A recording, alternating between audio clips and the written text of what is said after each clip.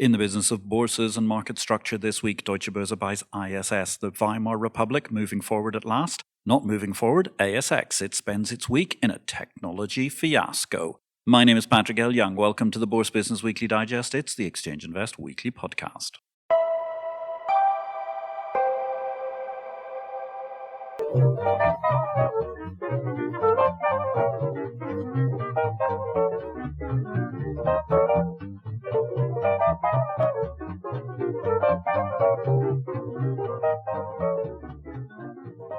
On one day opening EI 1916 this week, I mentioned the year when Tristan Tzara apparently founded Dadaism. No sooner was that line typed than the ASX demonstrated their latest feat of techno-Dadaism. The Dadaist movement was a collective of artists who rejected the logic, reason and aestheticism of contemporary capitalist society, preferring to express nonsense, irrationality and anti-bourgeois protest in their works. ASX have managed to demonstrate most of the clear concepts of the Dadaist movement through what amounts to techno-Dadaism, inflicting all manner of closures, shutdowns and technical problems throughout their stack during the course of the last week. Where it required hackers to take down the New Zealand Stock Exchange, their Antipodean neighbours can do much more damage to their market left all to their own initiative.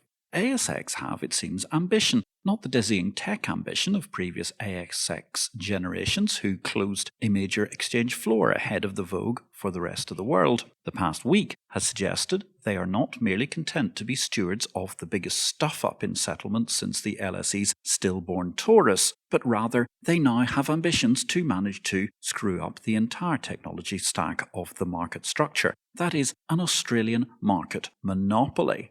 To which end, the anguish of Chi-X and other professional intermediaries and competitors in the Australian financial market space has been measured but heartfelt all the same. Even ASIC, traditionally the protector of the Australian Stock Exchange, ended up getting annoyed, albeit they finished the week around a level 3 on a 1 to 10 scale, where the reaction from a better regulator ought to have surely been a solid 15 plus and rising. Things are now so acute that if ASX management are not careful, they may soon have to be held responsible for their actions. Ultimately, one thing 2020 has exposed is how the monopoly milkers have a limited lifespan in the parish, as has been long anticipated within the pixels of Exchange Invest. Chicago Mercantile Exchange is now beholden to third parties for content development, while incapable of attending to flaws within their portfolio. But apparently their Southwacker reception refurbishment is looking very Martha Stewart living. Likewise, ASX has ridden the monopoly trade for a decade and more with zero foresight. The days of easy cream are long gone. The wheels are now trundling off into the undergrowth of the ASX technology stack, and that's leaving the chassis becalmed in the bush. Sydney is in danger of being left a wilderness where financial markets once thrived in the early digital age. ASX no longer engenders confidence that they are capable of running a monopoly for the benefit of stakeholders and shareholders alike. It's time for an outbreak of government intervention, and Canberra should react immediately. Clearing and settlement choice must be enabled for Australian investors now. The umbilical cord between ASX and the state, invalid since it moved to private ownership decades ago, must be cut so that private endeavours can flourish against what this week we can see clearly as an ASX behemoth of proven incompetence. To think that only a week ago there was talk of Sydney challenging Hong Kong as a financial centre. Rather, confidence in the Australian financial centre now hangs by a thread, despite the great efforts of the many talents who can be found trying to make a living while having to dance around the frailties of the Jabba-like, flaccid market structure monopoly of ASX. That's just one of many stories we've been covering this week in Exchange Invest. Go to exchangeinvest.com, ladies and gentlemen, if you want to be part of the debate every day, understanding everything that goes on in the world of market structure, with added pith from myself, Patrick L. Young, or PLY, as I record myself within Exchange Invest's daily newsletter. Available now. Free 30-day trial subscription if you're joining us for the first time. Thereafter, it's a very reasonable $250 per user per year. I mentioned monopoly milkers earlier on. One thing, of course, that's also been a concern has been the loss of focus among some large exchange groups, such as, for example, the London Stock Exchange Group, while it's continued to endlessly pursue the acquisition of data vendor Refinitiv. In that sense, a worrying story emerged this week. London is losing listed companies faster than most of Europe, and indeed a fascinating point in the fine print. Euronext's purchase of Borsa Italiana will give the operator a similar number of company listings to the London Stock Exchange. That surely is the sort of statement upon which corporate or indeed career epitaphs can be based, particularly given the gifting of that overall number of listings from Borsa Italiana is being provided to Euronext by the London Stock Exchange Group itself. Hong Kong Exchange, they're aiming to slash the IPO settlement times in a bid to keep their global edge, looking at reducing that from 5 days compressed to 1. It still wouldn't have helped them in terms of the dual listing with Ant Financial happening, but nonetheless it's a very important advance for the already flourishing Hong Kong IPO market. Elsewhere, in signs of desperation, TP ICAP have sued Nex, their former parent, or at least the former parent of the ICAP half of the business, over various issues of non-disclosure. Now, given the fact that this deal took place 4 years ago, does anybody credibly believe that T plus 48-month buyer's regret is actually a valid assertion? Frankly, this looks like desperation. In results this week, one set of spectacular numbers. B3, the Brazilian monopoly, they concluded the results season with an absolutely spectacular 50% growth rate in revenues. Absolute excellence alongside other parish superachievers this quarter, such as Nasdaq, ICE, Hong Kong exchanges, the National Stock Exchange of India, and others. Deals this week were dominated by the news that Deutsche Boerse are going to buy the corporate governance advisor ISS. The initial reaction was at least we saw some sign of life in Eschborn. The Theodor Weimer Republic is doing something at last. The acquisition of an 80% stake in ISS for $1.8 billion shows some element of life in DB1 and equally a return to very historic past form of trying to buy simple market structures such as, say, Clearstream. However, the difference was that Clearstream was effectively politically neutral. It's just owning and servicing cleared and settled assets. Therein, quickly, we start to see a problem. Because while DB1 ran a very smooth investor day this week online, in their quest to value the amortization of the paperclips, I fear the analysts might have been missing the big picture. Of course, that's pretty par for the course for analysts because their numbers are more harshly scrutinized quarter on quarter than even the companies they actually look at. The more worrying part of this is I fear DB1 seem to be again missing the big picture too. Theodor Weimer notes quite rightly big exchange transactions are off the agenda due to antitrust. If only previous generations of Deutsche Boerse management could have noticed that for the past decade or more, then perhaps DB1 might still be in the top tier of the pyramid of exchanges. To be fair, that conclusion's only taken Theodor Weimer 3 years. Now, Deutsche Boerse also made an interesting point at the investor day about Borsa Italiana, where they reckoned they would have run into antitrust issues, but they made a bid anyway, aka presumably they were tweaking the Euronext price up, even though Deutsche Boerse made it clear they were already committed to the labyrinthine negotiation to acquire ISS. I'm not sure that sounded entirely ethical for a company promoting its ESG side, but it is what it is.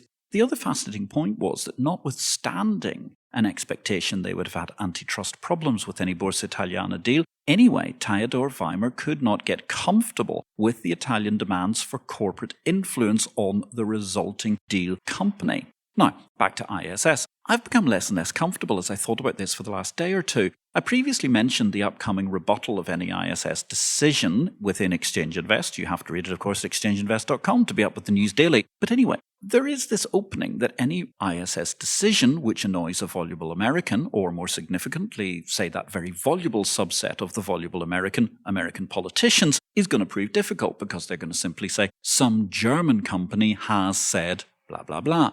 However, it's at its very heart. Correspondents have also been eager to note that this deal is a can of worms on a vast scale. Deutsche Boerse's CEO Theodor Weimer noted that ISS will, where appropriate, be operating at entirely arm's length. At which stage I was wide awake in the investor presentation. I mean, this is the same Deutsche Boerse which only got Theodor Weimer as CEO after various shenanigans, including insider dealing accusations surrounding his predecessor. Moreover, the appearance of the ISS CEO suggested supplicancy during the course of the investor presentation, not merely respectful corporate structure interaction.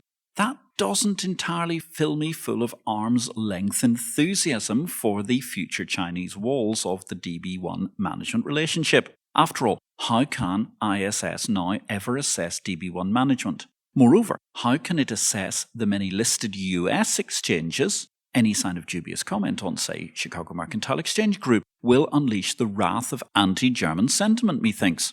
Fair enough, I suspect CME shareholders will stop short of burning the wheat fields of umpteen-generation German migrant farmers in the surrounding states to Illinois, but nonetheless you get the gist. Suddenly ISS's ownership matters, as it no longer looks like a purely independent arbiter. Rather, it's now an arm of a German primary listing and trading organisation. Without independence being perceived, suddenly a lot of ISS looks to be worth the square root of stuff all. The whole tree of information is therefore endangered. For example, how DB1 the listing advisor relates to DB1 the proxy advisor, let alone how DB1 the market operator deals with complaints about DB1 the proxy advisor. It's that Viennese whirl of a stage show, the play La Ronde from the early 20th century, albeit without the asterisks. And remember, from now on, ISS is merely an instrument of Germany's leading market operator, and that will be yelled on high if, for example, ISS in any way addresses a concealed but wholesale fraud like Wirecard. Of course, that means, based on past performance, German regulators will be raiding the ISS offices left, right and centre. How squeaky will that be for DB1 management? Well, you know, my assets are in Clearstream, part of the group which involves those chaps who were raided on the TV news the other evening who tell investors how to vote at AGMs. Extrapolate that one at the water cooler and it's a hard sell to find any easy conclusion. Bear in mind, Wirecard had pretty much everybody supplicant in German regulation protecting their empire. In this case, would DB1 have the guts to stand up to a DAX-listed company? After all, this is DB1, which previously could not drop Neuer market fast enough, rather than try to ride out the SME listing cycle, because none of the careerist management could see the sense in defending something that endangered their options allocation post-pension pot. QV CEO Theodor Weimer has been broadly viewed as determined to reach retirement age at DB1. If I were a customer of ISS, I would consider my independent provider has become embroiled in a web of influence which will make it hard to further justify as a truly independent provider.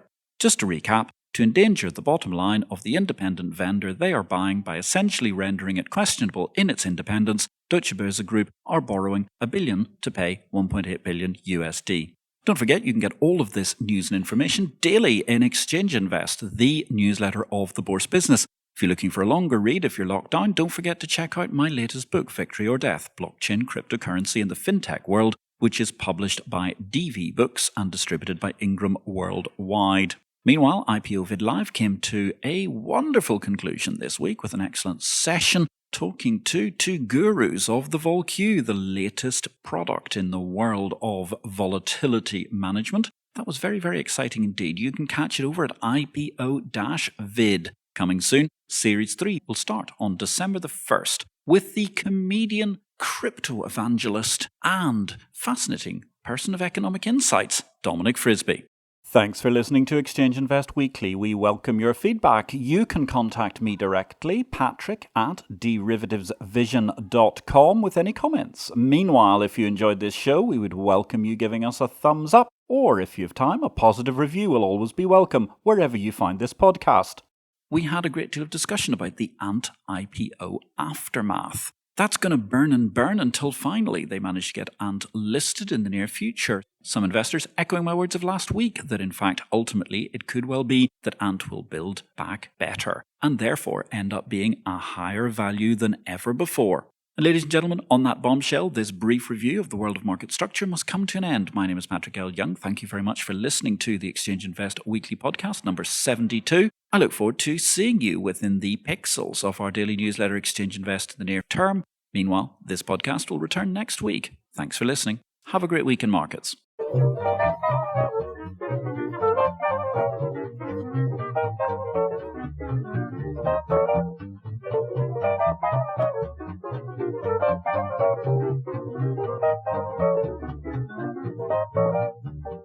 This show relates to the business of bourses. It is not to be construed as investment advice, nor are we making any investment recommendations.